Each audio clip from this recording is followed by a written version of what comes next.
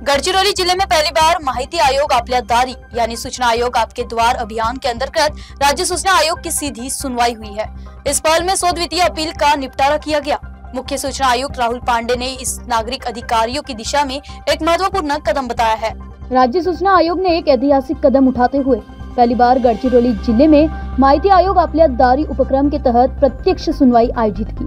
मुख्य सूचना आयुक्त राहुल पांडे और नागपुर खंडपीठ के आयुक्त गजानन निमदेव की उपस्थिति में नियोजन भवन में यह विशेष सत्र संपन्न हुआ।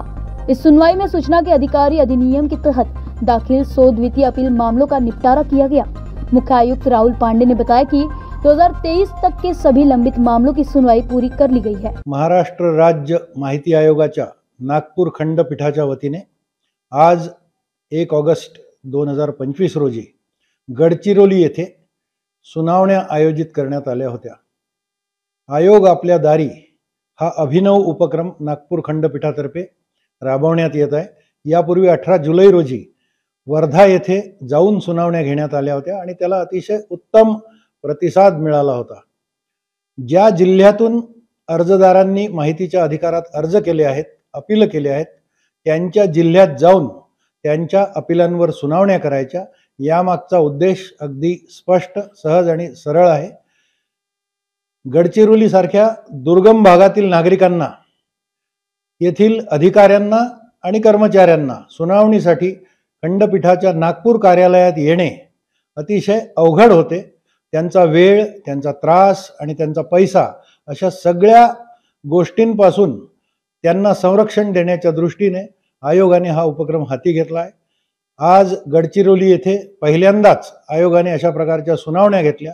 एकाच दिवशी राज्याचे मुख्य माहिती आयुक्त श्री राहुल पांडे आणि मी राज्य माहिती आयुक्त नागपूर खंडपीठ गजानन निमदेव आम्ही दोघांनी 100 अपीलांवर सुनावण्या घेऊन 100ही प्रकरणात आदेश पारित केले आणि यामुळे येथील नागरिकांना मोठा दिलासा मिळाला आहे।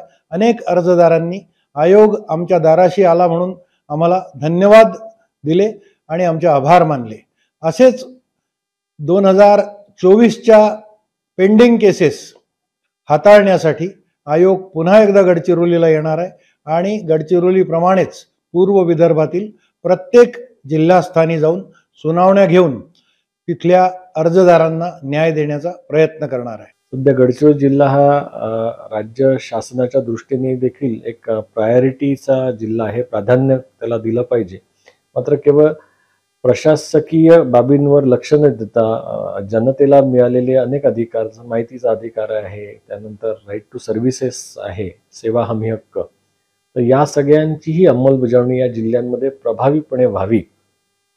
तसंच नागरिकांना त्यांच्या गावात खर्च न करता माहिती अधिकारांतर्गत न्याय मिळण्याच्या दृष्टीने या सुनावणीचं आयोजन करण्यात आलं होतं आणि मला अतिशय आनंद आहे की जिल्हा प्रशासनाने आमच्या नागपूर खंडपीठाच्या सर्व सहकाऱ्यांनी, नागपूरचे माननीय आयुक्त यांनी या सगळ्या पुढाकारामध्ये अतिशय उत्साही असा सहभाग दर्शवला। आज मी आणि आपले नागपूरचे आयुक्त माननीय निमदेवजी आम्ही दोघांनी मिळून साधारण वर्ष 2023 पर्यंतच्या सर्व प्रकरणं हे निकाली काढले असून गडचिरोली जिल्हा हा पेंडन्सी फ्री डिस्ट्रिक्ट कमीत कमी माहिती अधिकार कायद्याच्या संदर्भात करण्याचं नियोजन आम्ही केलेलं आहे। आयोग अब 2024-25 के मामलों की सुनवाई के लिए जल्द ही फिर से गडचिरोली में लौटेंगे। इस पहल से न सिर्फ पारदर्शिता को बल मिला बल्कि आवेदकों और अधिकारियों को नागपुर या मुंबई आने की आवश्यकता भी नहीं पड़ेगी।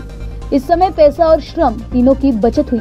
जनसामान्य की भागीदारी और अधिकारियों की रक्षा ही इस मुहिम का असली उद्देश्य है, जिसे जमीनी स्तर पर लागू करने की दिशा में ये कदम मील का पत्थर साबित हो रहा है। वीडियो जर्नलिस्ट राजकुमार मोहट के साथ गौरी इंगले, नागपुर।